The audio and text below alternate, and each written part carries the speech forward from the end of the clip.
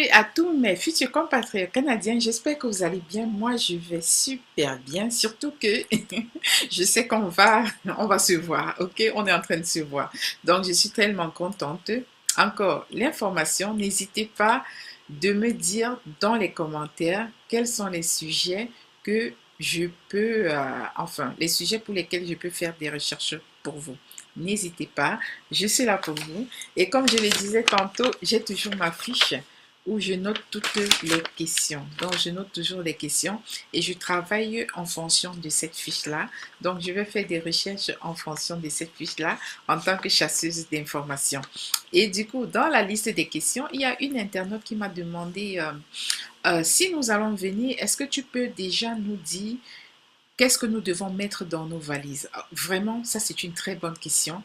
Les sujets de vidéos que vous me donnez sont des sujets super, super, super intéressants.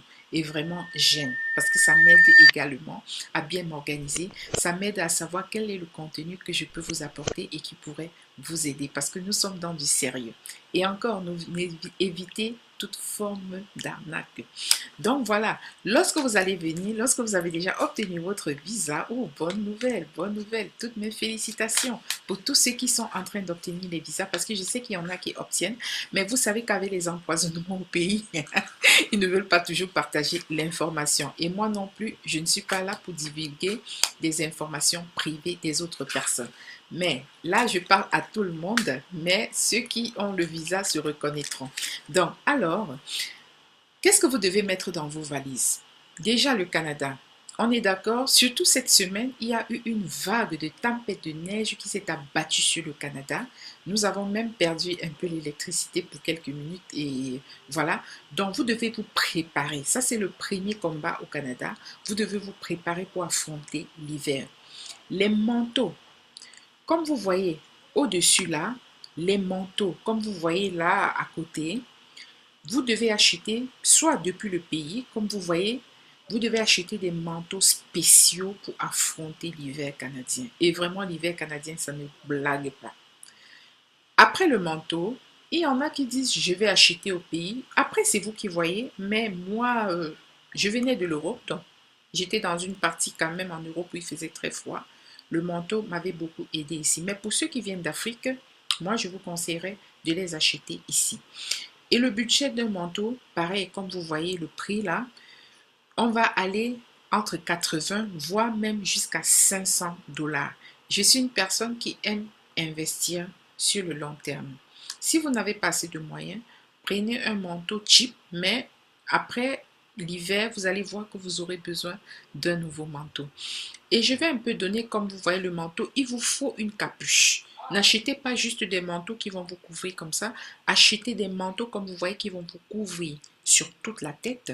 Vous couvrez jusqu'au cou. Parce que vraiment, quand il fait froid, ça frappe les oreilles. Et moi, généralement, ça frappe mes oreilles. Et ça, c'est comme si mes joues étaient paralysées. Pour en venir aux joues, au visage, vous devez porter une cagoule. Oui, en hiver, c'est ça. Vous portez une cagoule, cagoule, cagoule.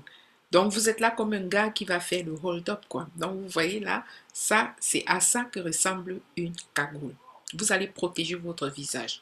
Il faut également une grosse écharpe, de telle manière que vous êtes capable de tourner peut-être minimum 2 fois, parce que le froid, vraiment, ça ne blague pas. Il faut de gros gants. Comme vous voyez également dans l'image, de gros gants, vos mains, vos doigts doivent être protégés. Et, et ce n'est pas tout. Est-ce que vous devez acheter ça depuis le pays encore? Ça dépend de quel pays vous venez. Si c'est un Russe qui me suit, ça c'est clair qu'il pourra sortir de la Russie avec et ici il aura même chaud. Mais si vous venez d'Afrique et que vous avez essayé un petit gant là, vous étiez peut-être à 30 degrés et le gant vous chauffait, ici ce sera comme si vous n'aviez rien mis sur la main. Donc achetez vraiment des gants spéciaux très lourds. Et après ça, il y a ce que vous mettez à l'intérieur du vêtement. Moi, ce que je fais, vous pouvez prendre juste des pulls assez minces, hein, parce qu'au Canada, lorsque vous marchez dans la rue, le manteau, il vous sert. Mais si vous avez mis encore un très gros pull et que vous arrivez quelque part, vous enlevez le manteau, vous aurez trop chaud. Vous voyez comme moi, je suis habillée là. Donc, je suis dans la maison et des fois, je peux rester juste en débardeur parce que les maisons au Canada sont hyper chauffé. Vraiment, quand j'ai dit chauffer, c'est vraiment chauffé. Et contrairement à l'Europe où nous mettions les gros pulls, même pour être chez quelqu'un, ici non, juste une simple chemise. Vous mettez un petit débardeur, une simple chemise. Par contre, le manteau, il doit être vraiment gros. Il doit empêcher le froid. Et c'est pas tout. Les jambes. Vous devez mettre des bas. On a des collants spéciaux, hiver. Des collants vraiment qui chauffent. Donc, si vous mettez plutôt les jupes, les pantalons, moi, je conseille toujours aux gens de mettre des collants qui chauffent à l'intérieur. C'est pas des petits bas hein, qu'on met parce qu'on met une mini jupe en été. Là, non, non. Ça, c'est habillement spécial hiver. Ça aussi, je vous conseille de trouver tout ça ici, d'arriver ici et d'acheter tout ça. Et ce n'est pas tout. Quand vous avez acheté les bas, il y a des chaussettes. Hein. Moi, je conseille encore des chaussettes en laine ou des cachemires pour ceux qui ont les moyens. Bon, disons laine, chaussettes en laine, parce que c'est gros et c'est assez chaud. C'est très important pour vos pieds. Les chaussettes, prenez vraiment les plus chaudes. Parce que quand vous allez arriver là, vous allez en visite, vous allez enlever vos chaussettes. Et puis maintenant, la chaussure, les bottes. Nous avons des bottes spéciales hiver. Des bottes spéciales hiver. Achetez des bottes waterproof, de telle manière que si la neige est en train un peu de fondre, que l'eau ne rentre pas dans vos pieds. Parce que ça également, si l'eau rentre dans vos pieds, ça crée des maladies quand même. Donc achetez, investissez dans des bottes. Et le prix des bottes, hein, de bonnes bottes, vous pouvez les trouver à 300 $. Vous pouvez les trouver également en solde dans les 100 $, mais prévoyez un budget pour les bottes entre 100 et 300 $. Ça, c'est une seule personne pour lutter contre l'hiver parce que votre santé n'a pas de prix. Et quand vous avez acheté de très très bonnes bottes, c'est pas tout, il y a la peau. Parce que j'ai vu des gens qui arrivaient ici, surtout qui viennent des pays chauds, on a souvent l'impression que les doigts c'est comme s'il y a une hyperpigmentation. C'est généralement dû au fait que vous n'avez pas bien hydraté votre peau. Et je conseille aux gens d'acheter la vaseline. Voilà la vaseline. Je conseille donc, moi j'achète la vaseline, la crème vaseline, et j'achète la vraie vaseline, très important, parce que cette vaseline-là, vous pouvez également oindre votre visage avec, puisque le climat est très froid, et cette vaseline, vous laissez dans la voiture, même pour les enfants, ils vont utiliser cette vaseline pour les lèvres. Là, c'est une astuce vraiment moins chère que je vous donne. Vous achetez beaucoup de boîtes, hein, même 3 boîtes, une dans la salle de bain, une au salon, une dans la voiture. À tout coup, à tout moment, quand vous sentez que vous avez les mains sèches, vous mettez de la vaseline sur les lèvres, même sur le visage, et vous allez voir que ça va beaucoup, beaucoup vous aider. Et pour la peau, quand vous allez quitter du pays, vous pourriez peut-être mettre de la glycérine. Mais ici, vous pouvez trouver la glycérine. Je vais également mettre une boutique là, dans la barre de description où vous pourriez ici au Canada, donc au Québec, acheter de la glycérine. Il y en a qui disent qu'il faut faire du beurre de karité. Ce que moi, je n'aime pas sur le beurre de karité, si vous avez du beurre de karité désodorisé, oui, mais sinon, des fois, il y a une certaine odeur là qui reste sur les habits. Moi, j'utilise, mais je préfère ce qui n'a pas d'odeur.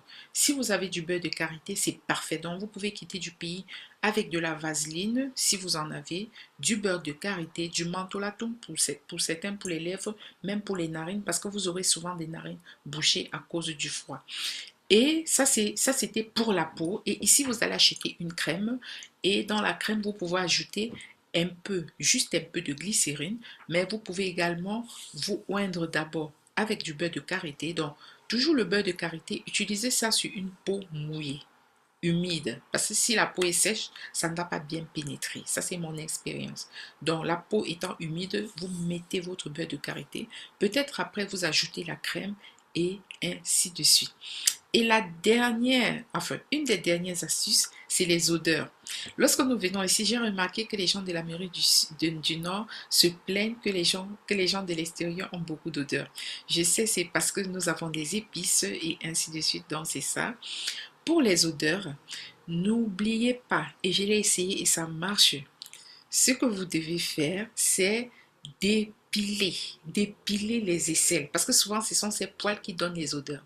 Vous épilez les aisselles, mais avant l'épilation, vous faites un gommage au sucre et au sel et avec de l'huile. Vous le gommez, vous gommez les aisselles parce que ça enlève les odeurs, les peaux mortes et ainsi de suite. Vous gommez et après vous épilez.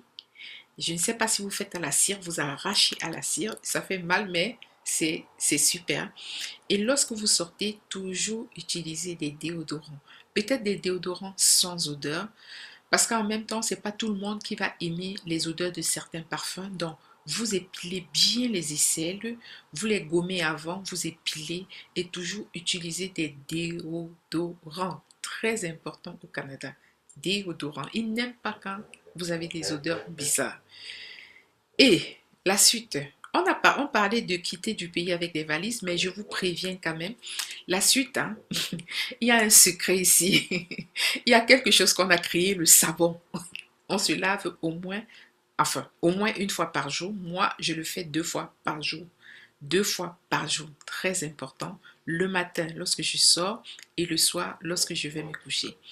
Un autre conseil, ne quittez pas du pays avec les draps parce qu'ici nous avons un autre type de drap de lit. On a des couettes. Vous allez acheter des couettes ici. Alors pour éviter que la vidéo soit très longue, je vais détailler encore tout ceci dans une autre vidéo. Donc en conclusion, lorsque vous allez venir ici, n'achetez pas forcément des manteaux sauf si vous connaissez, sauf si vous avez quelqu'un qui vient du Canada et qui vous a montré que tel manteau que vous avez, c'est un bon manteau. Mais sinon, si vous n'êtes pas sûr, arrivez aussi au Canada et faites vos achats. Deuxième chose, n'achetez pas la literie depuis le pays. Si vous achetez également, connaissez déjà les mesures de votre lit et de votre couette. Parce qu'on a des couettes ici et la couette prend un drap et votre lit également. On a différentes tailles de lit. On a au moins 4 tailles de lit au Canada. Donc, c'est quand vous allez arriver que vous saurez c'est quelle taille de lit que vous avez. Sauf si quelqu'un vous reçoit et votre appartement est déjà meublé. Là, vous lui demanderez c'est quoi les mesures du lit, c'est quoi les mesures de la couette. Donc, quand vous arrivez ici, le budget pour une seule personne pour l'hiver, un budget au départ juste pour votre et pour les draps de lit, hein, c'est tout. Moi, j'ai calculé, c'est 1000 $, 400 000 francs CFA, 700 euros. Et dernière chose, pour l'été, c'est facile, hein? L'été, c'est comme chez vous. Par contre, j'ai même trouvé que l'été au Canada est plus chaud qu'ailleurs. Donc, pour l'été, vous allez avoir vraiment apporter vos habits du pays, vos chaussures, vos belles chaussures, vos bijoux. Si vous pouvez quitter avec de l'or, allez-y, venez avec de l'or. Toutefois, lorsque vous arrivez à l'aéroport, si vous avez plus de 10 000 $, vous devez le déclarer. Moins de 10 000 $, vous ne le déclarerez pas. À nous revoir dans la prochaine édition. Bye.